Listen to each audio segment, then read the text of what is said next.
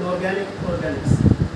Organics जो chapter है उसका जो मेन प्रिंसिपल है वो है उसकी लैंग्वेज।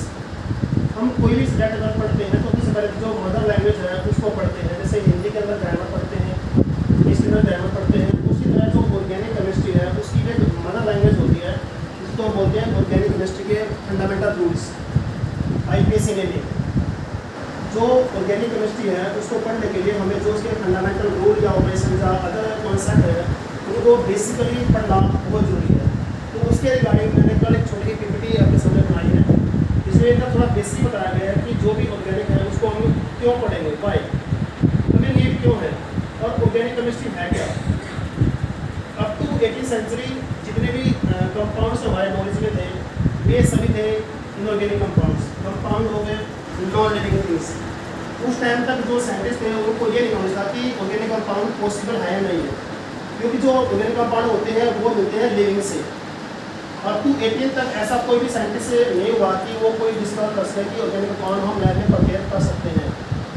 18 के बाद और एक साइंटिस्ट था जिसने प्रैक्टिकल स्टडी किया था यूजिंग द इनऑर्गेनिक कंपाउंड। उसने पहला एक ऑर्गेनिक कंपाउंड जो है प्रिपेयर किया था लेबोरेटरी के अंदर। आप सबको पता उसके बारे में, दैट इज यूरिया।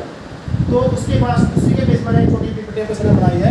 तो इसका जो पहला पॉइंट है हमारे सामने वो है कि ऑर्गेनिक केमिस्ट्री को हम क्यों पढ़ेंगे। ऑर्गेनिक केमिस्ट्री है क्या?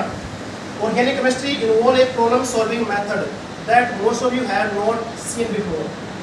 यानी कि जो ऑर्गेनिक कंपाउंड हम जैसे प्रोटीन्स हैं, फैट्स, विटामिन, लिपिड्स, जितने भी ऑर्गेनिक कंपाउंड हैं हमारे लिए अननोन थे कि ये क्या है। जैसे लोहा है, हमें दिखता है कि लोहा है, कॉपर है, तांबा दिखता है कि है, लेकिन जो ऑर्गेनिक कंपाउंड है वो हमारे लिए unseen.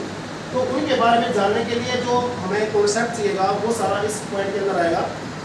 Solving organic chemistry problem is a challenge that can be interesting. आप सबने पता है कि ऑर्गेनिक कोई क्राइमिंग कॉन्सेप्ट नहीं है। जितना हम क्राइमिंग में फोकस करेंगे उतना ही बिकम डिफिकल्ट। इसको समझना पड़ेगा, बेसिकली समझना पड़ेगा। जो इसके बेसिक पॉइंट हैं उनको हमें माइंड में डालना पड़ेगा कि है क्या। उसमें जो इसकी मदर कॉन्सेप्ट जैसे हम ABCD पढ़ते हैं उसी तरह यहाँ पर हम जो के रूल्स हैं IPSC में लेके वो सभी अगर डीपली पढ़ लेंगे, जो आइसोमर है, अदर कॉन्सेप्ट है, उनको अगर बेसिकली पढ़ लेते हैं तो मेरे हिसाब से ऑर्गेनिक मेरे लिए आसान है, सबके लिए आसान है मेरे अकॉर्डिंग। ठीक है, तो हम यहाँ पर ये सारा पॉइंट डिस्कस करेंगे। What did scientists really believe that organic chemistry and what changed their minds? ये पॉइंट वही है जो मैंने आपको बताया था कि अप टू 18th सेंचुरी कोई भी ऑर्गेनिक कंपाउंड पॉसिबल नहीं था, ना ही माइंड में था कि ऐसा हम खोज सकेंगे। तो बाद में जो वॉलर साइंटिस्ट था उसने एक पॉइंट यूज़ किया यहाँ पर, सिंथेसिस।